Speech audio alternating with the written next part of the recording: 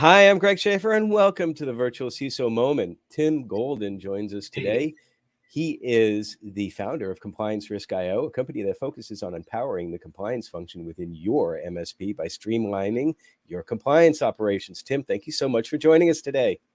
Yeah, hey, happy to be here. Thank you so much for having me. So would love to hear about your path. How did you get started, and why did you get started in IT and cyber, and how did it lead you to being in the position you're at now, and would like to hear more about what you're doing in that position as well. How far back you want to go? So in the beginning, Genesis. In the beginning, first there was building hardware. I was in the military for 13 years as a mechanic and combat engineer, and I was always tinkering with stuff, since a very young age, ripping things apart and putting them back together. And, as I progressed through the years, started a job where I was, well, not even a job, more of a hobby, where I would go around and probably the generation doesn't remember this, but they would have these computer swap meets, these giant warehouses with parts and pieces all over the place and building computers. And that was so much fun. I really enjoyed IR switches and, dip switches and all that kind of stuff. And so I built my first computer. It cost me hundreds and hundreds of hours and thousands of dollars, and I sold it for $20, and it broke the minute it left the door. And I was like, wait a minute. So I got out of the hardware and started getting into software, specifically around web development back in, 95, and building web-based applications back then. Kind of progressed through that web development role into, always tinkering with technology, into more of a sysadmin role. Kind of then through the years, the natural progression, right? From building websites and applications to fixing computers and dealing with networks, all the way up to, IT director, CTO, information security officer, to today where, well, as you can see, I'm starting my own compliance company.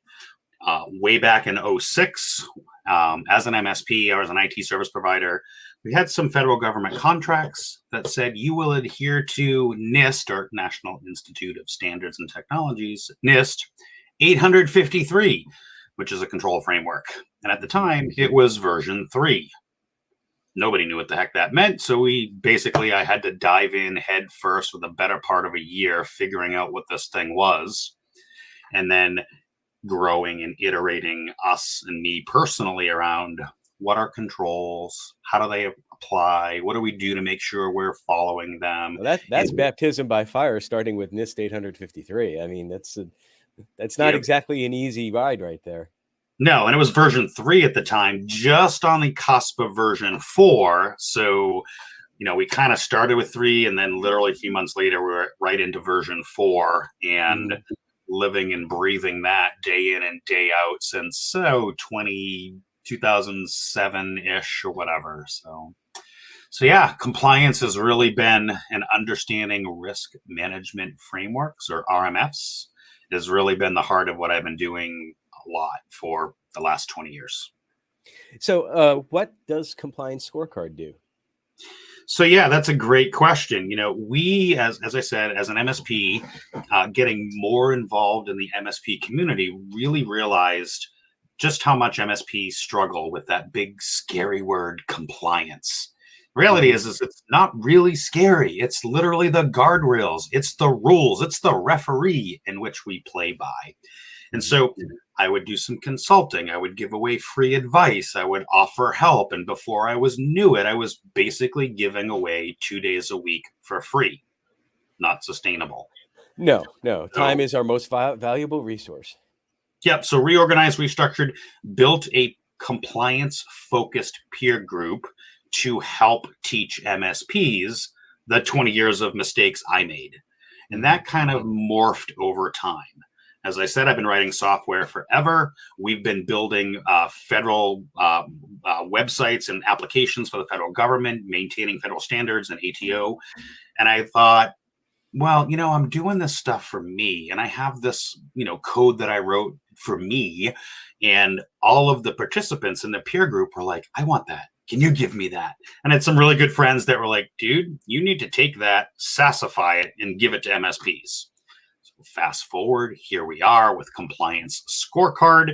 We are still kind of compliancerisk.io, but we're rebranding into Compliance Scorecard, where we provide the first governance as a service platform dedicated to MSPs. Since we've used all the GRC, governance, risk, and compliance tools, we found that none of them really governed appropriately or well. Mm-hmm. We have a software history. I decided to write our own. That's awesome. I love that. Well, with your history, particularly with MSPs, I'm sure that you've worked in helping small and mid-sized businesses many, many times. So in about 30 seconds, I'm going to come back and ask you, what do you think is one of the most significant threats today that small and mid-sized businesses face in the cybersecurity arena? So we'll be right back. vCISO Services is a small, specialized, veteran-owned information security firm with a calling, founded on Christian values and focused on the needs of small and mid-sized businesses. Our passion is to help small and mid-sized businesses gain a fighting chance in an increasingly hostile cybersecurity threat environment by providing executive part-time virtual CISO services, information security risk management services, and CISO advisory services. Check them out at vcisoservices.com. All right, Tim, you've had 30 seconds, actually technically 34, so that's a little bit longer than I thought it was. So I'm just going to, well, I'm going to answer that, but first I'm going to say thank you for your core values and mission statement. It's a challenge in the IT space to find like-minded Christian individuals that are willing to be public about that and actually being public about that. So I commend you for that. Another brother in arms. I appreciate that. I think it's very important to be bold in the faith, and I won't be silent. So thank you very much. Awesome, and I appreciate that. So to answer your question, the biggest threat to small businesses, I first want to quantify my definition of small businesses, which is not the norm. And I look at a small business as any organization that has less than 50 humans working at it. In fact, the more specific for me, it's 0 to 20. Right? I look at that micro business as who we are trying to help. They're the ones that make up 93% of the companies here in the United States, and the ones that are at the most risk. And one key aspect that they can do to better protect themselves is to build defensibility around proper documentation that helps them say what they're doing, protect what they're doing. Documentation, in my mind, is the first step of cybersecurity program. I'm just writing that down. Defensibility of what they are doing. Is that correct? Yeah. I love that. I love that way of saying it. Often when we're working with clients in the virtual CISO space, that's one of the things that of course, whether it's an audit or an exam or a third-party vendor risk assessment, when we advise on how they're supposed to answer, it's like, obviously, A, be truthful, but also be defensible. And I think that word defensible it needs to be expanded, and people and small and mid-sized businesses understand it a little bit more. Right. So how can they be more defensible when it comes to their documentation? Right. So, and I want to not take credit for the word defensible, but this is something that is pretty near and dear on my heart and my constituents and my partners and clients, right? To be defensible when the boom happens or the event happens, and we're going to look to insurance or regulators or the federal government when we report to them, they're going to ask, what did you do when you're sitting in front of your jury of your peers, whatever? They're going to ask, did you have a good password policy? Did you have an incident response plan? Did you have backup plans or training plan? Did you have things in place, the supporting documentation that can help prove you're providing due care, due diligence, or defensibility. It's sometimes kind of nebulous for small and mid-sized businesses. It's like, well, okay, we have one. Let's just say password policy. We have one, but just because we have one, is there something we need to do with it? I mean, Absolutely. And that's the problem. yeah, it gets to the point of like, sometimes I think that businesses feel it's very easy to just take you can go to Chat GPT and say, hey, make up a password policy for me. And then there you go. It's all done.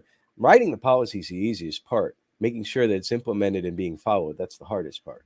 Right. And that's one of the things that we saw when we looked at the governance as a service space and creating a category of one, this blue ocean of let's actually govern these things. What good is a password policy if, number one, the executives don't authorize it? And even more importantly, end users are not trained on it and they don't adopt these practices, these good business hygiene, cyber hygiene practices. I mean, we can go anywhere in the world and grab a template or ChatGPT or whatever to build a document, but then it just, let's face it, SharePoint is where documents go to die, and that's what happens.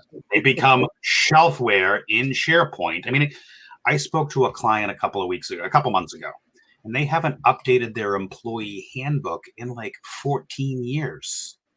And I asked them, I was like, so when COVID happened, did you let everybody work from home? Well, yeah, of course. Did you change your employee handbook? Oh, all right. So now with all the new maternity, paternity, child, having baby kind of things, do you have a different policy? Well, yeah, we let people do X, Y. Did you update your employee handbook? No. So it doesn't just apply to cyber-related policies and procedures, but business-wide. We just happen to focus on the cyber stuff, but that doesn't mean we can't use our platform for equal opportunity documentation or employment opportunities or employee handbooks or any of those kinds of things that need to actually be governed. So you mentioned earlier governance for MSPs, so managed service providers, I guess. Yep. Make sure we all love acronyms here in this space. What do you? I'm having a problem. Maybe it's because I'm in the middle of this flu bug thing, but I'm having a problem visualizing what information security, cybersecurity governance for MSPs means. Well, so the service. Let me break it down very simply. We are channel only. We sell our stuff to MSPs and vCISOs or fractional CISOs like yourself, right? Our platform is for you to A, do this work on yourself because you should, and B, do this work for your clients at scale. Okay, I understand it. Now, I was thinking about the MSP's security program, but it's basically a channel pass-through deal. And truth be told, you better be doing this work on yourself, right? Eat your own dog food, drink your own champagne, all those fun things that people say. And that's why we give the platform to our vCISOs and MSPs for free to use, because they better be doing this work on themselves. Oh, and that's a good carrot there, because I was about to ask about it, because I have not investigated the platform yet. I've learned about it. Been in a couple of your talks. I think one was you gave a presentation on vCISO Catalyst, which, by the way, if you're a virtual CISO and you're not a part of vCISO Catalyst, look them up. You should be a part of that. You should. And you brought up a good point too. To all virtual CISOs, is like they should practice what they preach. Now, I'll be completely transparent here. We don't use your product right now as far as governance goes, but we do use a different GRC product called a Ramba.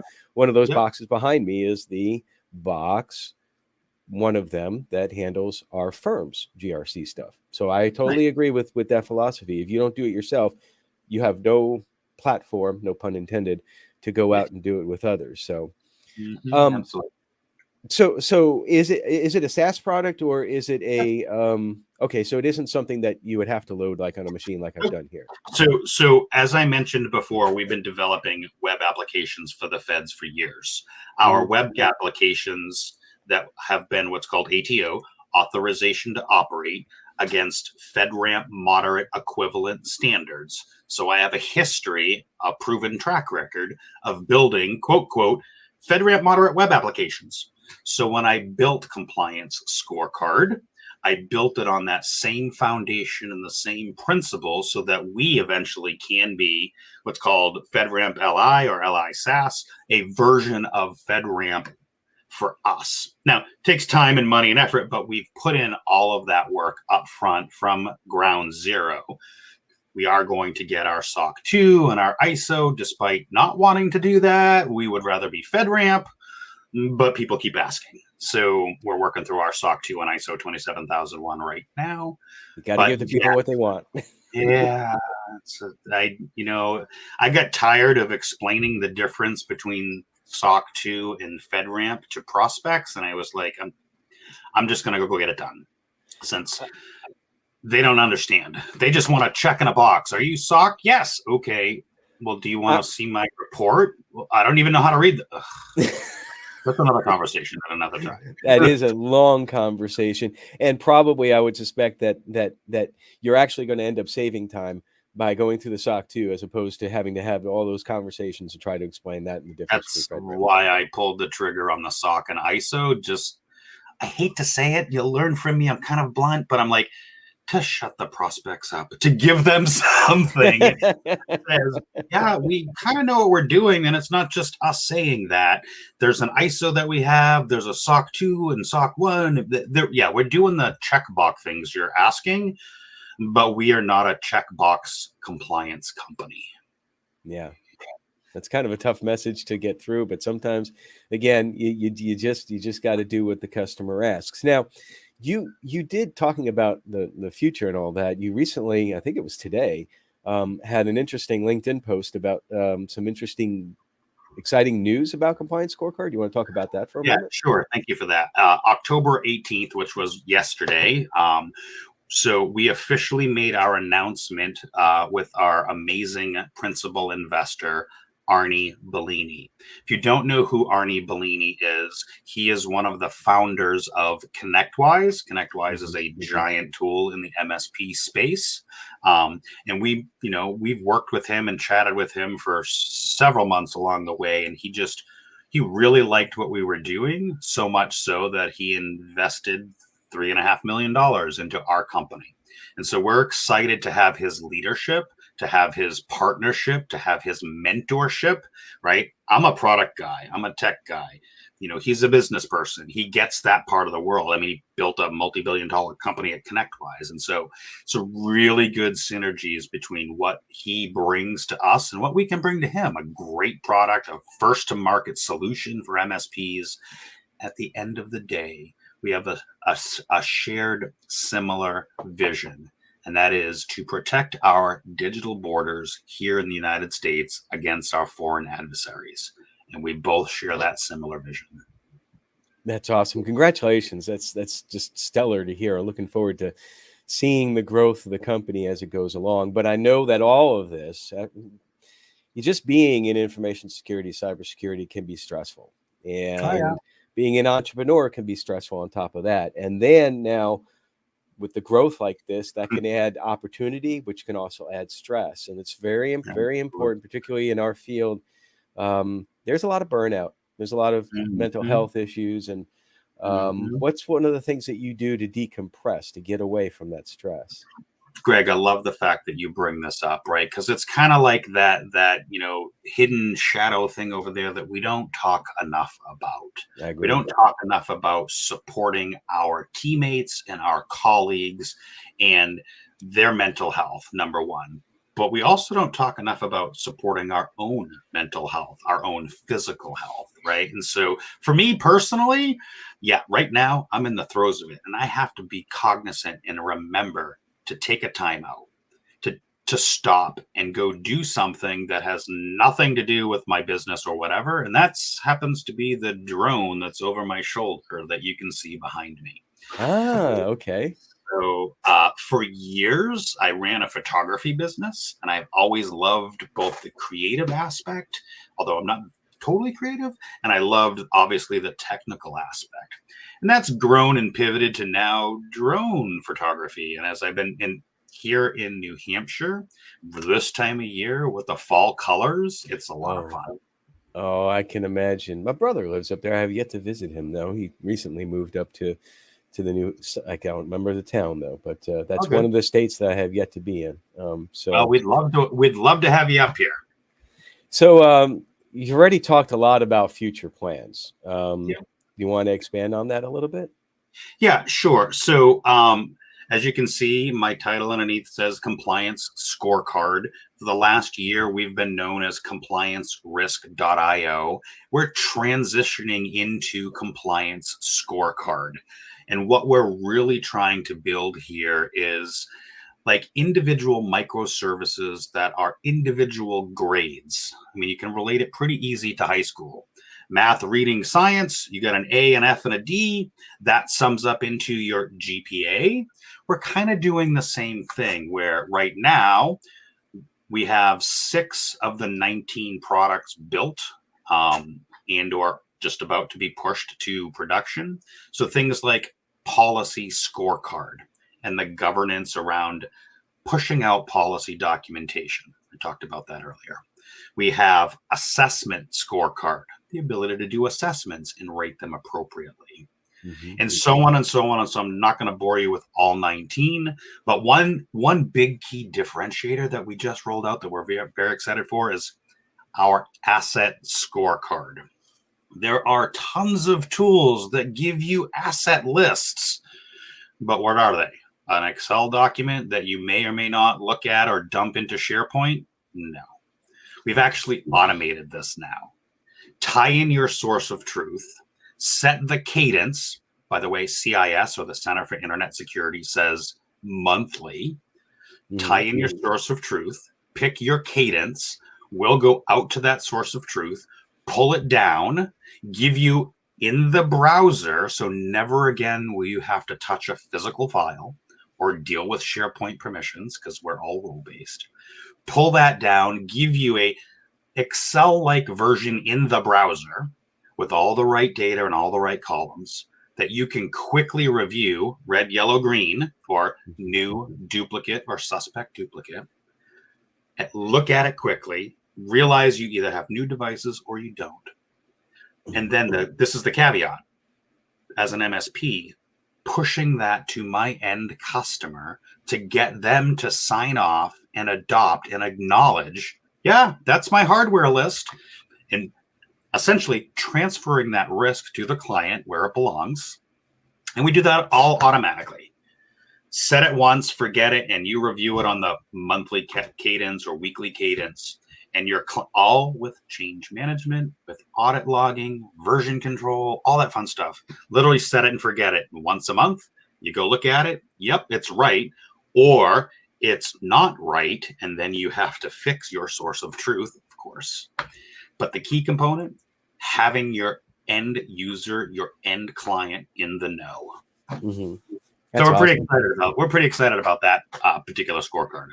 Website that they can go to learn more? So so both compliancescorecard.com is up, but it's blank today as of October 19th. It should be fully fleshed out by January 1st or sooner. In the meantime, you can find us at compliancerisk.io. It's easy to remember. Tim, I got one other last quick question for you, just because I'm curious, because you have a dog over your shoulder. Oh, you found her. And I usually have a dog over my shoulder, a non-living dog, although the dog might think that the dog is living. In fact, hang on one second. Hold that thought. Oh, look at that. They're almost alike. This is the first time it's like I've actually brought Dog out. That's the name of this dog. Tell me about your dog. So this is Checkers. We're a compliance company. She is a boxer. Get it? Checker, boxer. Get it? Check the box. Yeah. Okay. Yeah, well, This is just Dog. He used to be my co-pilot when I owned a Cessna 172, and now he's my co-pilot here. And he's usually over my shoulder. Nobody ever asks about him for the most part, once or twice. But go have some food. Yeah. Well, there's always a story. We're big pet lovers. We've always had boxers. Well, and we've had other dogs too, but boxers, you know, they're loyal, they're trainable, they're trustworthy, like all the core values that we are as Compliance Scorecard. So we have a new mascot, and we're getting a new logo as part of the rebrand and all that fun stuff. That's awesome. I love it. I love it. I'm glad I asked about it. Well, Tim, thank you so much. This has been illuminating, fun conversation. Appreciate you taking the time, and best of luck with Compliance Scorecard. It just sounds like a lot of excitement going on. Greg, thank you so much for having me, and thank you so much for the work that you're doing in our community. Thank you, and everybody, stay secure.